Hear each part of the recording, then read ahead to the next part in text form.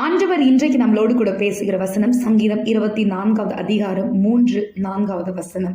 யார் கர்த்தருடைய பர்வதத்தில் ஏறுவான்? யார் அவருடைய பரிசுத்த ஸ்தலத்தில் நிலைத்திருப்பான்? கைகளில் சுத்தம் உள்ளவனும் இருதயத்தின் மாசில்லாதவனுமாய் இருந்து தன் ஆத்துமாவை மாயைக்கு ஒப்புக்கொடாமலும் கபடாய் ஆணையிடாமலும் இருக்கிறவனே. 3வது வசனம் ஒரு கேள்வியை போல ஆரம்பிக்குது.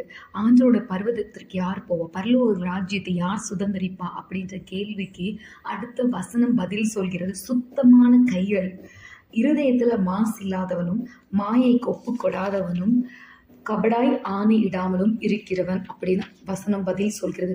சுத்தமுள்ள கைகளை நம்ம செய்கிற வேலையில பரிசுத்தம் இருக்கணும்.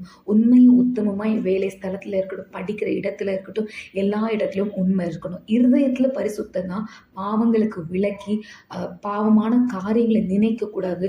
பிறருக்கு விரோதமான எந்த தீமையான காரியங்களையும் இருதயத்துல இருக்கக்கூடாது. பொறாமை நம்ம இருதயத்துல இருக்கக்கூடாது. மாயைக்கு ஒப்பு கொடுக்க கூடாது. அப்படின்னா பொய்யான காரியங்களுக்கு நம்ம ஒப்பு கொடுக்க கூடாது. பொய் சத்தியங்களை நாம் செய்யக்கூடாது. இப்படி நம்ம இருக்கும்போது கர்த்தருடைய பர்வதத்தை நாம் சுதந்திரிப்பது நிச்சயம். ஆமென்.